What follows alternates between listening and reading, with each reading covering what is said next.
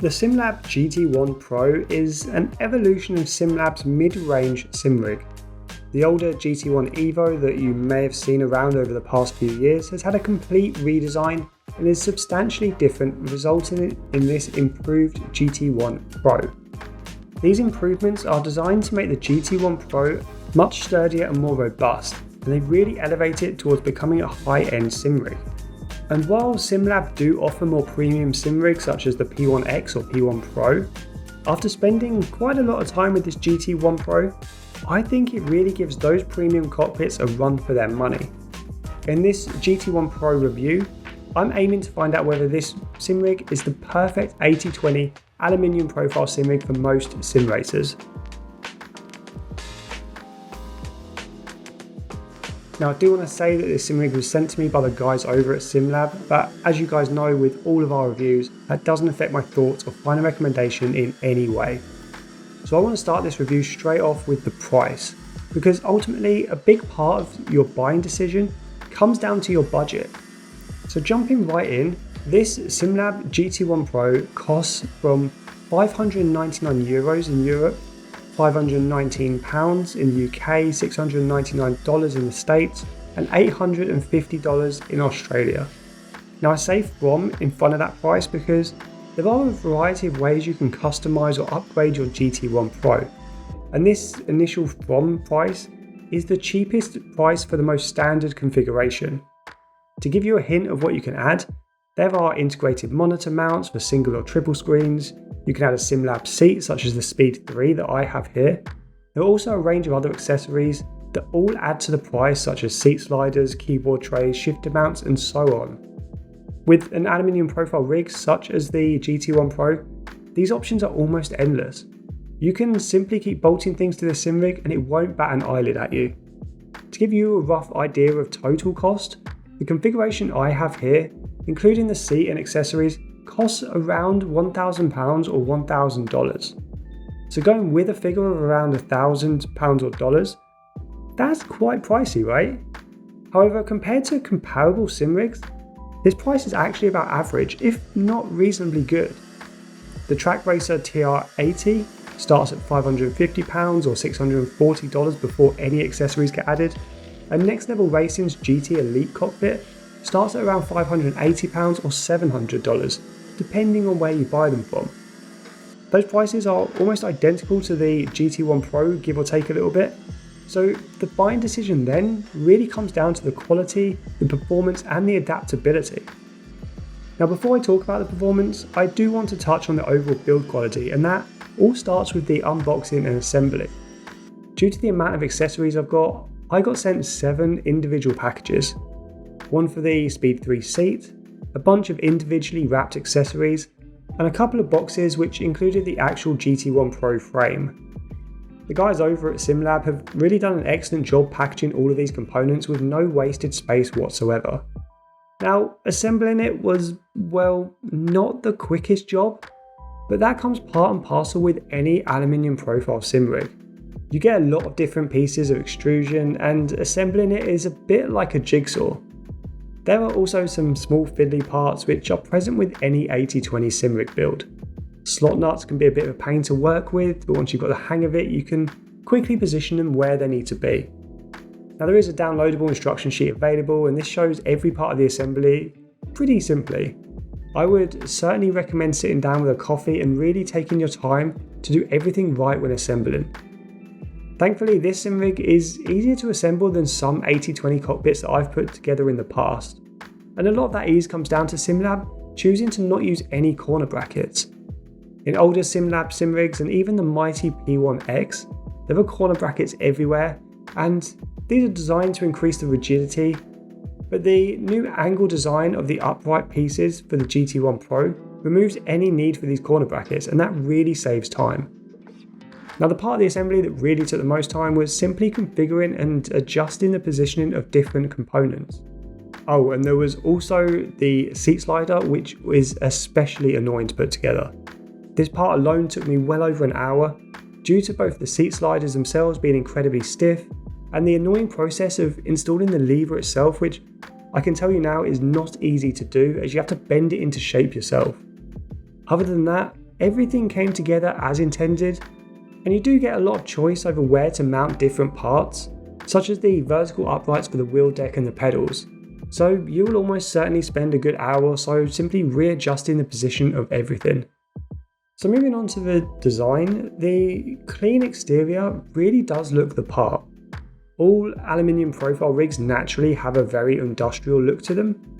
However, designing everything in such a sleek and seamless way can really soften the overall design. This GT1 Pro looks clean and crisp and actually incredibly high end.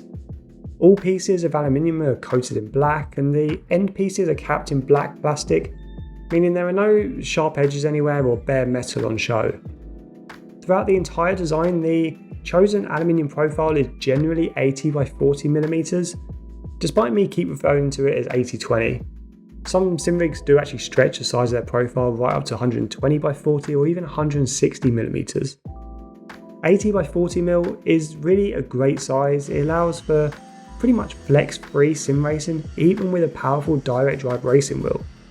And it gives a less overwhelming design that you sometimes get from bulkier sim rigs. Now throughout this review, you'll see me using different wheel plates.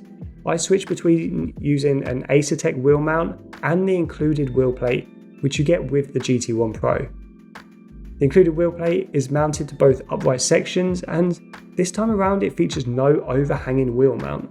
And this is a huge area of improvement over the older GT1 Evo. The older sim rig had this huge wheel plate hanging right out from the horizontal mount, and while it wasn't really a massive issue, it was a point where a little bit of excess flex could creep in. With the new design, the racing wheel is mounted centrally between the uprights, and this leads to a much sturdier platform. Now it is worth noting that the wheel deck comes pre-drilled and can fit pretty much every wheelbase I threw at it. When I ran a mid-powered racing wheel such as the Fanatec CSL DD or the Logitech Pro wheel, I didn't encounter any flex in the wheel mounting whatsoever. I then moved on to mounting a more powerful Acertec wheelbase using Acertec's own front mounting plate. This easily attached to both sides of the aluminium profile, and the only reason I chose this route is to be able to mount the Acertec wheelbase from the front rather than the bottom. Moving down to the bottom of this GT1 Pro sim rig, the pedal plate is another area that has been redesigned. It looks a lot nicer now as the chunky pieces of aluminium profile that previously held up the pedal plate have been swapped out for a more streamlined frame. This is a nice choice aesthetically, and it doesn't reduce any stability. The pedal plate itself has also lost a bit of weight and is thinner than the older GT1 Evo pedal plate. I mainly used a set of Acertec Forte load cell pedals during my testing, and I encountered zero noticeable flex at any point of the pedal plate. There is also a lot of adjustment available when you're positioning your pedal tray. You can adjust the angle of the pedals using the rear bracket and the vertical strut. And there's also a lot of adjustability allowing you to set up either a GT or a semi-formula position. There's not quite as much adjustment as you find in something like the Next Level Racing FGT Elite, but that's not really a fair comparison as that sim rig has special mounting brackets to elevate the pedal plate. Much like the wheel deck, the pedal plate is also pre-drilled to accommodate the majority of sim racing pedals, and I had no issue mounting my Fanatec CSL pedals, my old Club Sport V3s, or even the newer Acertec pedals. All three of those pedal sets went on without a single issue. Now, as standard, the GT1 Pro comes with the additional horizontal piece of aluminium profile that also is supported vertically, and this is designed to be a base for mounting any additional peripherals such as a handbrake or a shifter. The extra shifter mount that I've got mounted to this horizontal bar is optional though. Although with it being extrusion, you can mount a variety of different mounts if you already have one. The horizontal strut is a big improvement over the GT1 Evo, and the addition of a vertical support towards the back is huge. The older GT1 Evo wasn't supported vertically, meaning some flex crept into the end of the shifter mount, but that is not an issue with this GT1 Pro.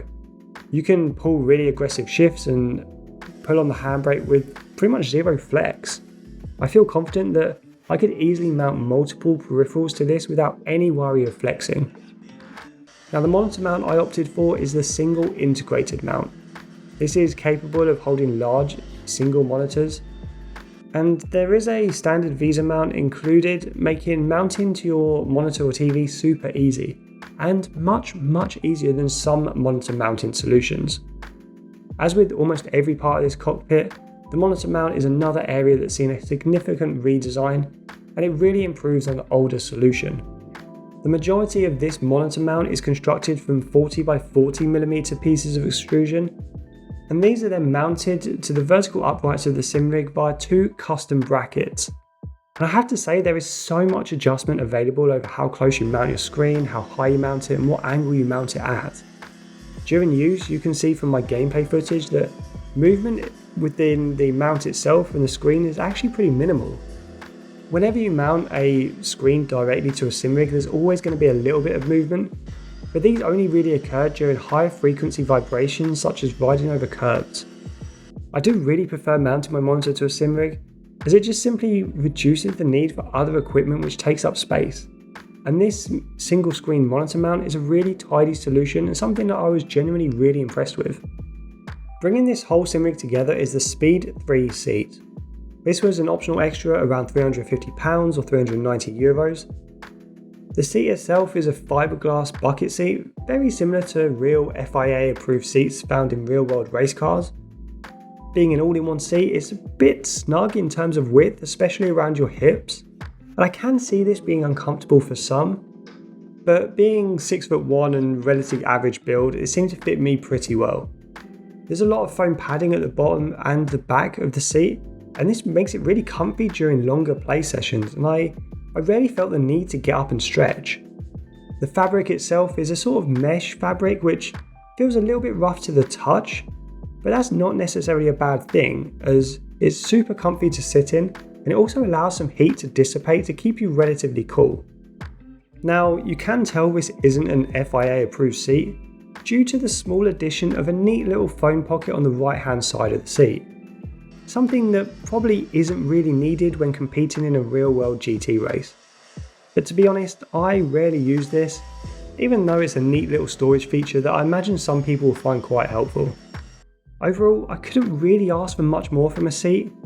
There are even the correct gaps for a 5-point harness to be attached if that tickles your fancy. Okay, so now I want to move on to the really big part of this review.